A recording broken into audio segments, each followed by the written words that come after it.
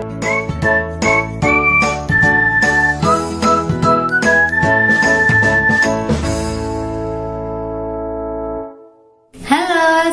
Mama, ketemu lagi dengan saya Mama Aga di channel ini. Oke, sebelumnya jangan lupa ya di view, like, serta subscribe untuk mendapatkan notifikasi. Oke?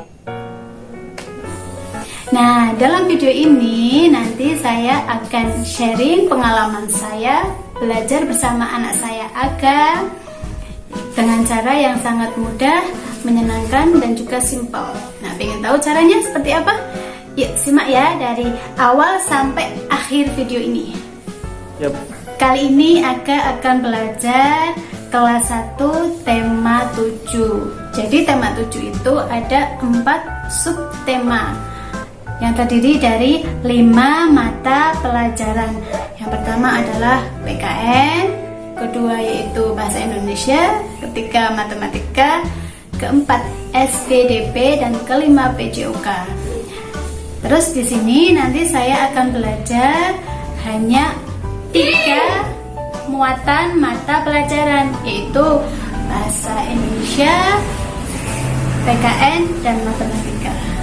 Untuk kedua tadi yang terakhir, muatan mata pelajaran SPDP dan PJOK itu tidak saya praktekkan ya, atau tidak saya akan sharing karena 2 mata pelajaran tadi itu lebih banyak ke prakteknya.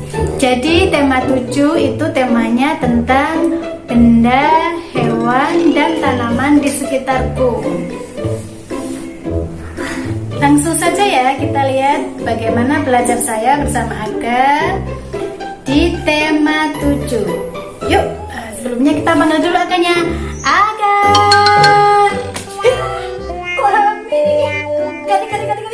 Aga. Nah, ini dia Aganya. Tas dulu dong. Tas. Oke, siap belajar? Yeah. Oke. Are you ready? Yes. Nah, kita mulai dari pertama dulu ya. Subtema yang 1 di tema 7, yaitu tentang muatan mata pelajaran PKN. Materi pokoknya tentang bunyi dan simbol-simbol Pancasila. Saya akan menggunakan metode tanya jawab kepada Aga untuk menggali informasi kemampuan Aga dalam mengenal dan mengetahui simbol dan bunyi Pancasila. Tapi yang ditekankan di tema 7 itu hanya pada simbol dan bunyi Pancasila sila keempat. Ya, tapi sebelumnya anak itu diingatkan kembali secara keseluruhan dari sila pertama sampai sila kelima, bunyi dan simbol Pancasilanya. Nah, kita ajak Aga dulu ya. Jadi di tema sebelumnya anak itu sudah diajari tentang bunyi-bunyi dan simbol-simbol yang ada di dalam Pancasila. Nah, kita ini akan bertanya kepada Aga apakah dia masih ingat atau tidak. Ingat. Pintar, masih ingat? Ingat dong. Pancasila ada berapa coba kalau masih ingat? 5. Oke.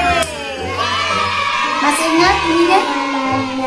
Masih? Oh, coba yang pertama, bunyi Pancasila sila yang pertama. Ingat ternyata di apa? Yang Pancasila 1. Ketuhanan yang Maha Esa.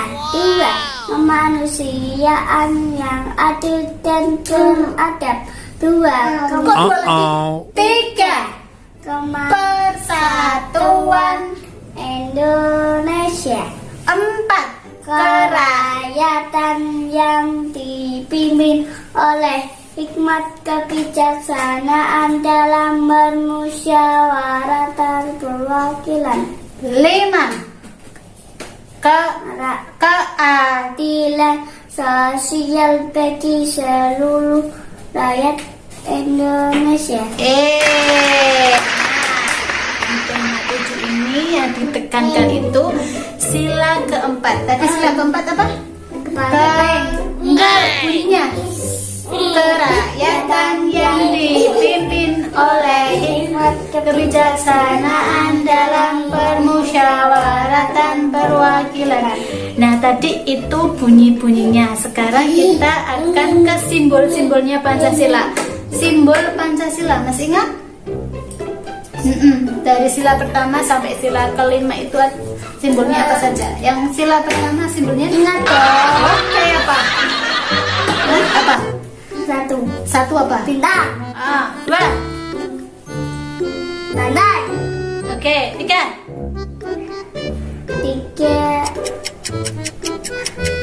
Pohon. pohon beringin, Empat. kepala gandai, Lima. bati dan kapas, Nah, keempat apa tadi? Simbol. Jadi yang ditekankan di tema 7 itu sila keempat, bunyi dan simbol sila. Terus sekarang kita akan beralih ke pembahasan berikutnya. Nah, tadi tentang muatan mata pelajaran PKN subtema 1. Sekarang kita akan beralih ke muatan mata pelajaran bahasa Indonesia, masih di subtema 1 ya. Jadi bahasa Indonesia di subtema 1, tema 7 tentang anak itu bisa mengetahui dan membedakan benda mati dan benda hidup. Jadi anak itu paham dulu tentang konsep benda mati dan benda hidup. Nanti kalau anak paham tentang konsep benda mati dan benda hidup, jadi anak itu akan dengan mudah mengenali atau mengetahui mana yang termasuk benda hidup, mana yang termasuk benda mati. Jadi benda hidup yang akan saya ajarkan kepada anak saya Aga itu konsepnya bahwa benda itu pertama adalah bergerak. Jadi kalau benda bergerak itu berarti bendanya hidup. Sedangkan kalau benda yang tidak bergerak itu dinamakan benda mati. Yang kedua adalah bernafas. Jadi kalau benda itu bernafas berarti benda itu hidup. Terus yang ketiga konsepnya adalah pertumbuhan, mengalami pertumbuhan. Jadi yang tadinya kecil menjadi besar itu namanya pertumbuhan. Nah, yang berikutnya adalah berkembang biak. Berkembang biak itu mempunyai keturunan. Atau kalau kita menyebut adalah melahirkan. Jadi kalau ada makhluk itu melahirkan seperti manusia melahirkan anak, hewan melahirkan anaknya, itu adalah dinamakan benda hidup. Nah, yang terakhir, yang penting itu adalah benda hidup itu memerlukan makan atau perlu makan. Apakah benda itu makan? Perlu makan. Jadi kalau benda itu makan berarti namanya benda hidup. Seperti kita manusia itu adalah perlu makan, berarti hidup. Hewan perlu makan, hidup. Tumbuhan pun juga demikian, perlu makan berarti adalah tumbuhan itu hidup. Nah, benda yang hidup tadi yang kita sebut yaitu makhluk hidup, ya. Dan benda mati itu adalah makhluk tak hidup. Sehingga anak itu mengetahui bahwa makhluk hidup itu ada 3, yaitu manusia, yang kedua adalah hewan, yang ketiga adalah tumbuhan. Kita akan menyuruh Aga dulu itu untuk menyebutkan benda-benda yang ada di sekitar Aga. Di sekitar Aga ada apa saja? Coba, yang pertama adalah meja, oke, yang kedua ada apa? kipas angin, Ya, yang ketiga apa nih? ada ayah, Terus ada apa? ada mama, Oke, terus ada siapa? adik, Terus ada apa lagi? Di sekitar Aga tuh banyak tuh. ada Lampu. Terus apa? lemari, Terus apa? Buku. Terus apa? Ini HP, sapu. Oke, nah anak plastik, Oke. Terus habis itu nggak tulis kuih, ya papan tulis. Oke. Nah, setelah anak piala, ya, stop. Setelah anak menyebutkan benda-benda yang ada di sekitarnya, nanti kita akan tanya ya, benda ini kira-kira hidup atau mati. Coba kita tanya. Tadi Aga sudah menyebutkan meja. Meja itu kira-kira itu bendanya hidup apa benda mati? Mati. Kenapa kok mati? Enggak tumbuh besar. Oh iya, karena enggak apa? Enggak tumbuh besar. Karena meja enggak tumbuh besar. Karena meja itu diam, tidak bergerak. Nah, terus apalagi yang disebut Aga tadi ya? Terus ada adik ini, ada adik. Adik itu benda hidup. Adik itu hidup atau mati ini? Benda hidup atau mati ini? Ya. Adik. Ya itu. Adik itu hidup. Hidup itu atau disebut dengan makhluk hidup. Terus apalagi? Tadi ada sapu. Sapu itu benda hidup atau benda mati? Benda mati. Oh, pinter. Sapu itu benda mati. Terus HP ini, HP itu benda hidup apa benda mati? Mati. Pinter. Nah, ya kan mudah ya kan, simpel kan, anak itu dari situ sudah mengetahui mana benda yang hidup dan mana benda yang mati. Jadi Aga sudah bisa membedakan mana benda yang hidup dan mana benda yang mati. Sekarang kita akan putar sedikit lagi, kembali lagi ke muatan mata pelajaran PKN tentang tadi sila keempat ya Kak ya. Sila keempat simbolnya apa Kak? Kepala banteng. Oke, kepala banteng. Banteng itu benda hidup atau benda mati Kak? Hidup. Pinter. Banteng itu benda hidup. Kenapa kok banteng benda hidup Kak? Banteng itu hewan ya. Kenapa banteng itu hidup? Ya karena banteng bisa bergerak. Bisa bergerak, bisa jalan, bisa tumbuh besar. Terus bisa apa lagi? Butuh makanan. Terus banteng apa lagi kan? Bernafas. Terus apa lagi? Terus ada satu lagi, banteng itu bisa mempunyai anak. Oke, bisa mempunyai anak atau keturunan. Ya tadi sudah ya, 2 muatan mata pelajaran sudah kita belajar bersama, sudah kita lalui. Nah sekarang satu lagi yaitu tentang muatan matematika. Dalam matematika, anak itu sudah bisa mengenal bilangan 2 digit atau 2 angka. Tentang puluhan ya.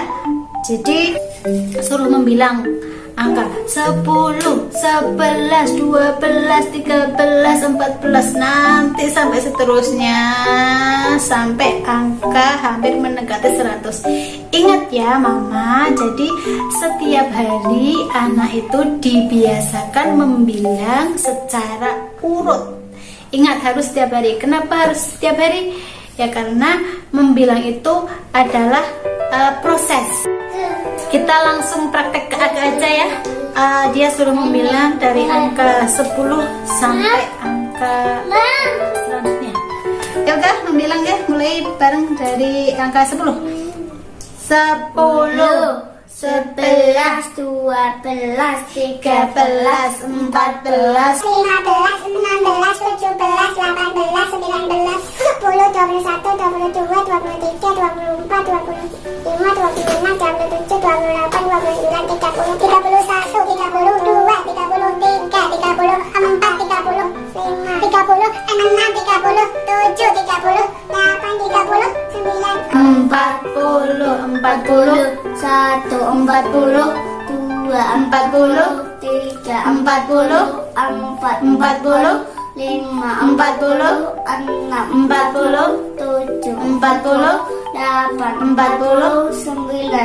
20, Oke, stop. Nah, di sini saya membilang dari 10 sampai 50. Terus habis itu anak itu diberitahu bahwa 2 digit itu ada puluhan dan ada satuan. Jadi angka yang di depan itu menempati puluhan dan angka yang di belakang menempati tempat satuan. Jelaskan kepada anak, misal diberi contoh angka 23. Angkanya berapa dan berapa Aga? Angka 23 itu angkanya 2. Iya, 2 sama 3. Berarti 2 di depan dan 3 di Kalau 20 berarti 2 itu menempati tempat puluhan. Terus yang angka belakang, angka 3 berarti menempati tempat satuan. Ya, dijelaskan kepada anak. Jadi angka di depan itu menempati tempat puluhan dan di belakang itu menempati tempat satuan. Sudah dulu ya Mama ya. Berhubung Aga tadi sudah ngantuk, sudah capek juga. Jadi kita sampai subtema 1 dulu. Nanti subtema 2 itu di video berikutnya ya. Jangan lupa nyalakan lonceng untuk mendapatkan video subtema 2. Assalamualaikum warahmatullahi wabarakatuh. Bye-bye teman-teman. Pada duanya ya.